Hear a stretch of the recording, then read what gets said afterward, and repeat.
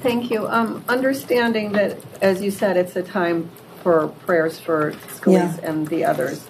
Could you just comment on the possibility that this incident could be used against Democrats or the Democratic Party politically, because the assailant was apparently motivated by some kind of anti-Republican sentiment, and we have heard comments from Republicans, including Congress, about vitriolic rhetoric from the left being in some way to blame? Well, I think that your question is an excellent one, and I think that the comments made by my Republican colleagues are outrageous, beneath the dignity of the job that they hold, beneath the dignity of the respect that we would like Congress to command. How dare they say such a thing? How dare they? Well, I don't even go into the whole thing. I can't even begin. Probably as we sit here, they're running caricatures of me and Georgia once again. We're in over $100 million of vitriolic things that they say that resulted in calls to my home constantly, threats in front of my grandchildren. I mean, really predicated on their comments and their paid ads. So this sick individual does something despicable, and it was horrible what he did, hateful. But for them to all of a sudden be sanctimonious, as if they never seen such a thing before. And I don't even want to go into the President of the United States, but in terms of some of the language that he has used. So again, let's go there another day. But since you asked, how could they possibly say such a thing? First of all, the timing of it all. Everybody is so sad, so concerned, so coming together. And for them, one of these days, I don't know if I can. I was hacked. We were all hacked last fall. But I was told I was hacked when I got on a plane in Florida to go back to California. And so I couldn't do anything. You know, you get on the plane to close the door, turn off your phone. So when I get back to California, I have scores of horrible, disgusting, yucky messages. A lot of them toward me, a lot of them toward Hillary Clinton, a lot of them toward Barack Obama, and using language that is from some of the messages that they have put out. So, you know, let us all take a step back, examine our own conscience, see what negative attitudes we can all curtail. But the sanctimony of it all, really? What do you think? Don't you think it's strange? Don't you think it's strange that instead be prayerful about all of this, that they would start saying, let's have this conversation another day, okay? I think you said one more. Okay, yes, sir. Just to follow up on what Erica asked, this affliction, this coarsened political behavior, do you see this as equally afflicting the left and the right? And no, I do not. And on whose burden is it to address this and change it? Well, I told you we'll have this conversation another day, but I think any review of the incidences and I told you about my hacked messages. When I hand them over to the Capitol Police, which I wanted them to hand it over to the Secret Service, I don't know what happened to them, but I do know that they were horrible and completely consistent with the calls that had been made to my home all night, all day. I could never have any of my grandchildren ever answer a phone for the foul language that would be there. And so I'm just talking about my own experience.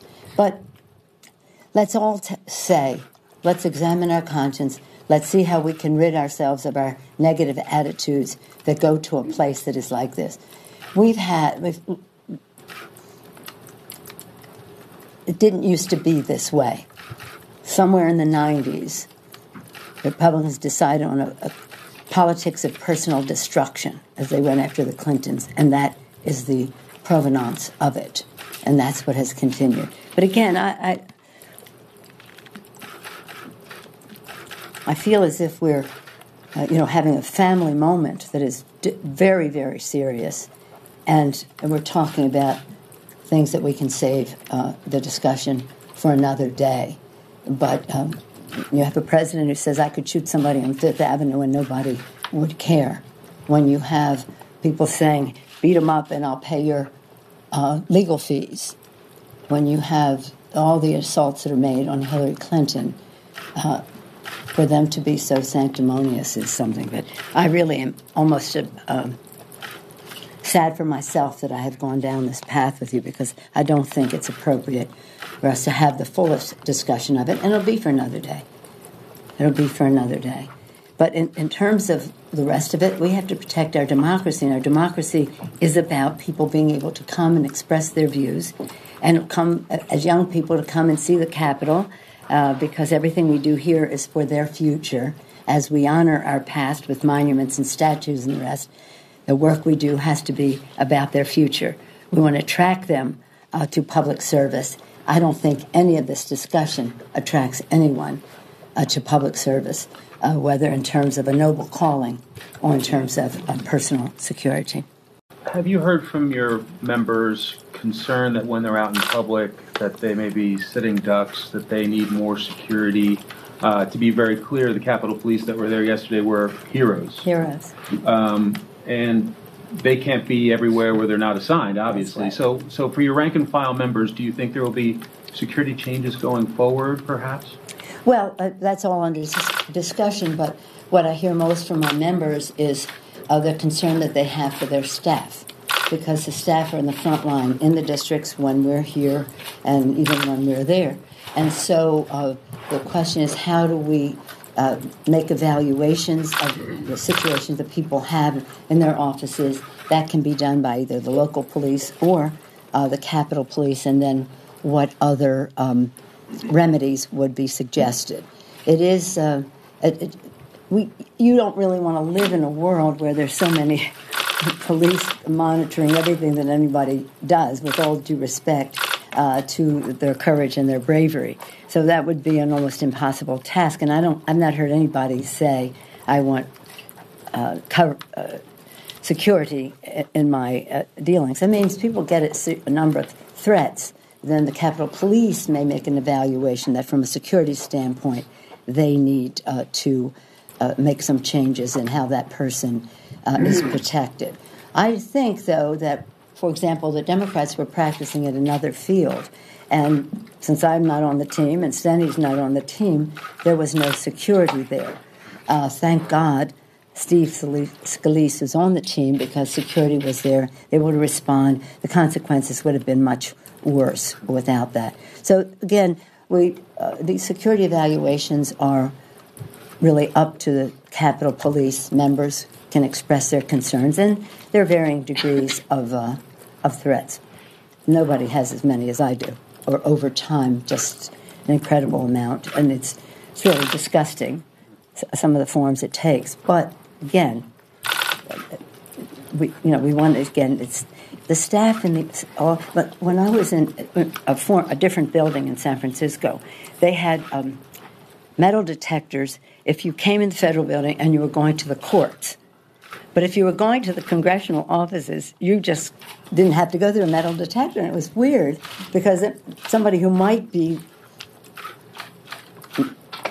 not really appropriate to come into the courts then would say, I'm going to go express my wrath in the congressional offices. And they did, and we had a terrible incident with Tom Lantos's office a few years ago. So anyway, some kind of those evaluations can help to make people safer. Yes, sir. Madam Leader, you ticked off some of these horrific events we've had here. You started with Gifford. You talked about the incident with Chestnut and Gibson in '98 and so on and so forth here. I remember asking you in March of 10 about the vitriol and some of the threats, as you say, were leveled against members, and asking you about Harvey Milk and George Moscone from your home city here. But each time we have these incidents, members seem to come together for a couple of minutes, and then it's right back at it. Right back at it. Mm-hmm. Do you really think it's going to be different this time? Well, what is the idea that, as you say, there are always going to be policy and political differences. You said the founders Right. do that, but then it gets back to that level of vitriol and invective. Well, I think a lot of vitriol and invective. I mean, one of the people that went to jail for threats to me, eventually, when they finally found him because he was very resourceful in hiding, when he was being tried, his mother said, he just watches too much Fox TV. That's what she said. Right now, I think our energy should be used and our thoughts and prayers for Steve Scalise, for Mr. Micah, and that's really where our hearts are right now. It's a question of gun safety that, has never happened. Little babies, little children in kindergarten were massacred and nothing happened. So if you're talking about going back to that kind of a vote, but most of I don't know. I mean, the horrible stuff that I hear that is crude and disgusting really comes from the outside. They may be inflamed. I don't know. This mom said it was Fox News. But I think, some of us have been here a while, and we remember a time when we always worked together, proud of our differences, confident in our point of view, humble enough to respect another point of view, understanding that we had to find common ground. And I hope that is still possible.